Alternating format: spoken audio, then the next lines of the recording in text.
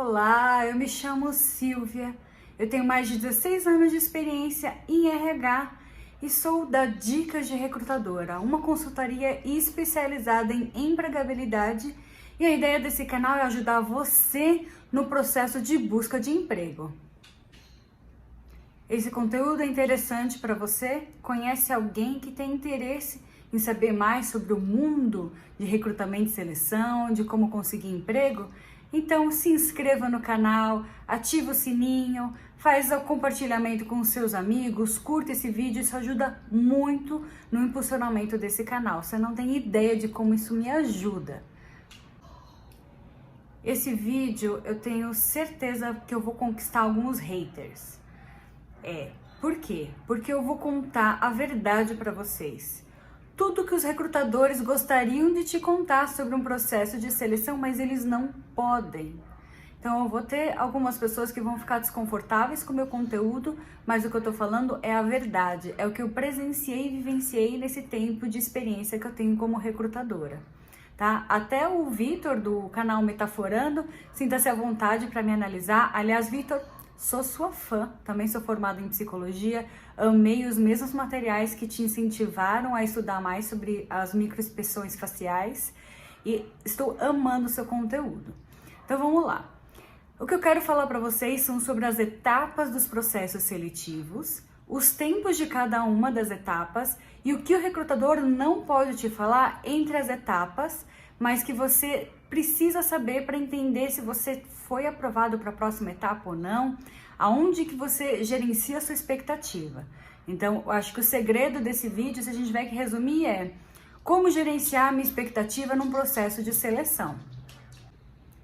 A primeira etapa de todo o processo seletivo é a publicação da vaga e a parte de triagem, quando nós recebemos os currículos dos candidatos que se aplicaram para a posição. Tá? Então, o que o recrutador gostaria de te falar?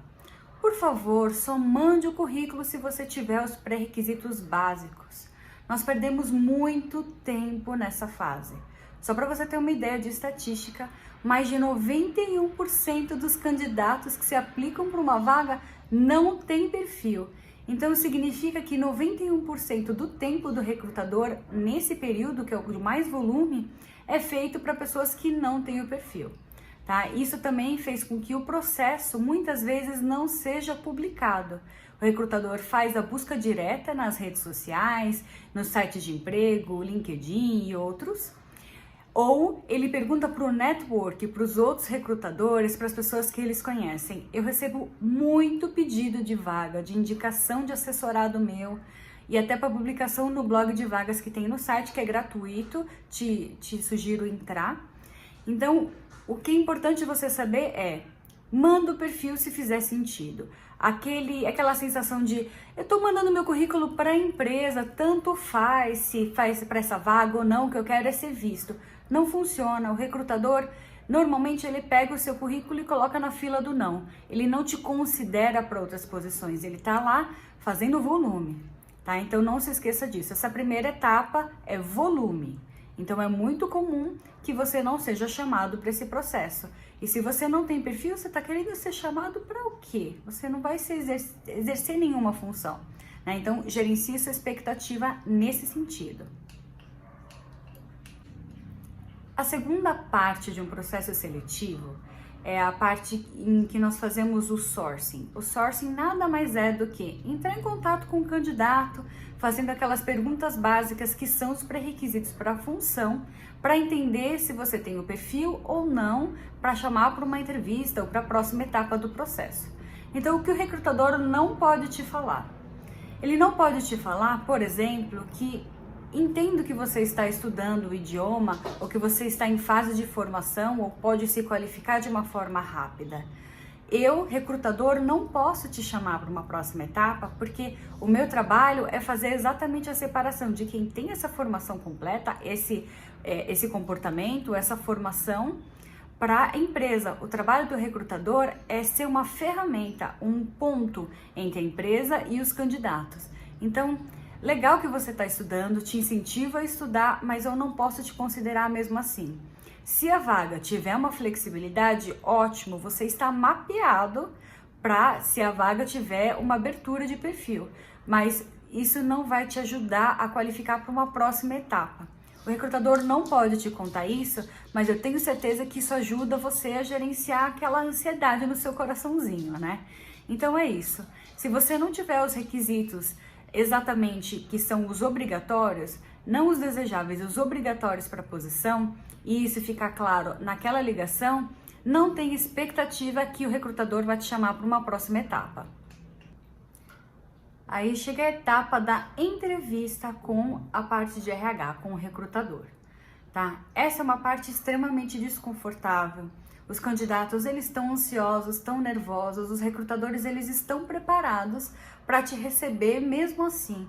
Nós sabemos que é um momento muito conflitante, que você está lá com uma expectativa alta, querendo aquele emprego, então fica tranquilo. Nós sabemos que você tem essa ansiedade, é normal, tá? Mas coisas que são importantes você saber, que o recrutador não pode te contar, mas que são importantes você saber para conseguir passar nessa vaga.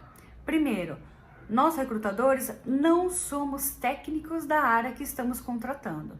Por exemplo, se eu estou contratando para a área de finanças, eu não sei exatamente qual que é o sistema que faz o fluxo de caixa, contas a pagar, receber, como que são calculados os impostos. Eu não sei tecnicamente isso, mas eu sei que é necessário, né, foi descrito na posição pelo gestor, é necessário você conhecer o sistema X, conhecer a técnica Y, ser formado, ter a experiência técnica em outros requisitos. Então, eu sei disso, eu não sei profundamente o que você faz, tá? Então, a minha avaliação de recrutador é muito mais comportamental e sobre a sua experiência como um todo do que tecnicamente. A parte técnica vai ser avaliada na próxima etapa com o gestor. O que eu, recrutador, quero ouvir nessa fase? Eu simplesmente, como não conheço tecnicamente, eu quero escutar de você as palavras mais frequentes, os nomes conhecidos das técnicas que você conhece. Então, por exemplo, US-Gap, BR-Gap, se você descrever o que faz isso, mas não falar o nome técnico, eu não vou identificar que você tem um perfil para aquela posição, porque eu não conheço tecnicamente. Então, o recrutador não pode te contar isso, mas eu tô contando. Então, a dica é: use os termos mais frequentes da sua profissão para que o recrutador te considere apto a passar para a próxima etapa. A próxima fase de um processo seletivo é normalmente a entrevista com o gestor da posição. Só que tem uma coisa que o recrutador não pode te contar nesse meio tempo. Ele mandou para o gestor, além de você, pelo menos outros 2 candidatos, tá? Então, normalmente nós enviamos uma shortlist com 3 candidatos que têm o requisito da posição. Então, nós mandamos para o gestor antes de agendar as entrevistas. Ou agendamos a entrevista e colocamos o seu perfil em anexo. O gestor pode falar que não quer entrevistar você. Acontece. Isso porque ele viu que tem uma qualificação que não é adequada, algum tipo de empresa que você trabalhou que ele não concorde com a política, ou acha que o seu perfil é mais para um lado do que para o outro, porque, de novo, nós não somos técnicos na área, nós de RH. Então, o gestor pode sim falar que ele não quer entrevistar aquela pessoa, tá? Então, é importante você saber que se em algum momento você foi para a entrevista do RH e falou que tem uma próxima etapa com o gestor, começar a agendar, desagendar, pode acontecer dele desmarcar por alguma emergência e marcar de novo. Mas se isso acontecer com uma certa regularidade, saiba que tem alguma coisa aí. Por algum motivo, o gestor está reticente nesse processo, tá? E outra coisa que é importante falar, antes dessa etapa, então assim, desde a postagem da vaga, né, da abertura da vaga até o encaminhamento da shortlist para o gestor, nós de recrutamento temos, por média, 15 ou 20 dias úteis para fazer a entrega do shortlist.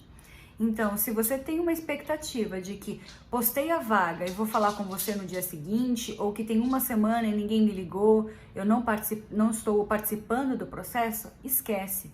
Normalmente nós estamos captando o banco de dados para fazer uma análise, já pega todo mundo junto, faz a triagem do currículo e já liga para todo mundo em lote. Então é bom para você saber os tempos de expectativa de cada etapa. Agora, das entrevistas com o gestor, normalmente os gestores eles têm um prazo de 48 horas para responder para nós se eles gostaram dos candidatos e os horários para as entrevistas. Esse é o tempo médio que nós temos por regra.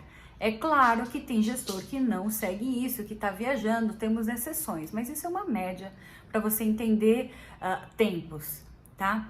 E também pode acontecer dele responder em 48 horas, mas falar assim, eu só vou conseguir entrevistar daqui a 2 semanas, eu estou viajando, ou estou de férias. Então, processos seletivos nem sempre são rápidos como nós temos a expectativa.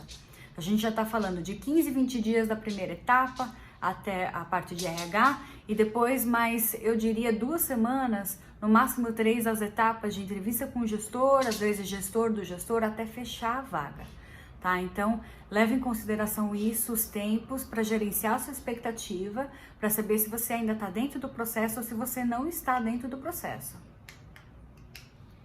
Feedbacks positivos e negativos.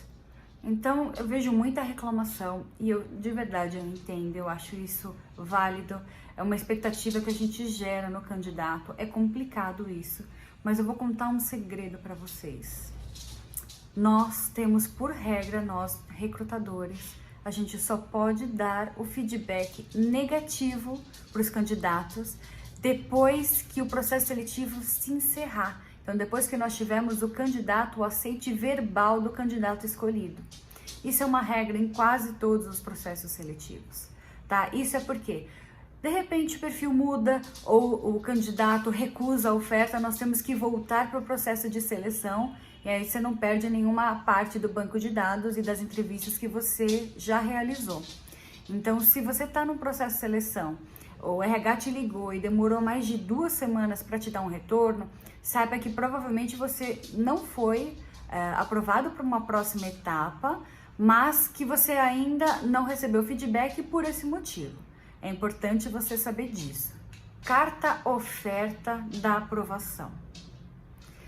Gente, esse é um tema muito complicado, porque olha só, nós recrutadores não podemos comunicar de uma forma formal para o candidato escolhido que ele é o escolhido, enquanto a empresa formalmente não preparar um documento para que ele assine, convidando a participar da empresa. E muitas vezes esse documento, eu já trabalhei em casos em que demorava mais de 3 semanas para elaborar, porque você tem fluxo de aprovações internas globais muitas vezes, e demora.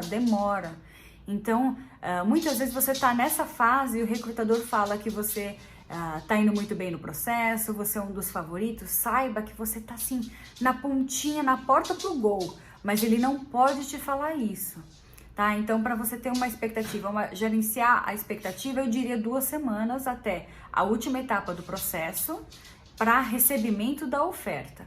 E também não tem expectativa que você vai começar logo no dia seguinte ou na semana seguinte.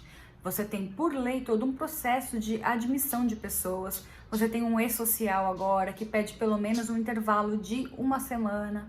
Então, é bom para você saber como você se prepara para os próximos passos, tá? Então, a gente está falando que essa última etapa de oferta demora mais ou menos 2 semanas. E isso significa que é agora, só depois do aceite formal do candidato escolhido, que nós podemos dar o feedback para todo mundo que não foi aprovado no processo, tá? Outra coisa que é importante para eu falar para vocês, o porquê que a gente não pode dar o feedback antes. Já aconteceu muitas vezes comigo, que de uma vaga virou 2, virou 3, porque tem muito candidato qualificado. E nisso, é uma vaga mais sênior em que você não podia participar porque faltavam alguns requisitos, mas abriu uma vaga júnior, abriu uma vaga pleno e você vai ser considerado. Então, você receber um feedback negativo, não fui escolhido, e de repente, uma vaga de novo, o que aconteceu? Para mitigar esse risco, nós só damos o feedback no final, quando a vaga foi encerrada e não tem outra vaga em aberto. Se você quiser saber mais sobre as etapas e quando cobrar o feedback de cada uma delas, tem um vídeo aqui no canal falando sobre isso e também sobre outros assuntos. Te recomendo assistir outros vídeos e, por favor, compartilhe o nosso trabalho, curta, se inscreva, porque a ideia é conseguir atingir o maior número de pessoas. Esse conteúdo é gratuito, Então fique à vontade para compartilhar. Tem muito mais conteúdo gratuito no site www.dicasderecrutadora.com.br, inclusive um blog de vagas que nós postamos 3 vezes por semana, as vagas que recebemos no nosso network, captamos nas redes sociais, 100% de graça para você, e alguns serviços personalizados que oferecemos para te ajudar. Elaboração de currículo, LinkedIn, treino de entrevista e até o Job Hunter. Sim, eu, Silvia, sou uma Job Hunter e Headhunter de mão cheia, com muita bagagem, muita experiência e um network bem forte. Então, entre em contato conosco pelo site ou pelo e-mail info@dicasderecrutadora.com.br. Indiferente do que você esteja buscando, muita sorte na sua busca.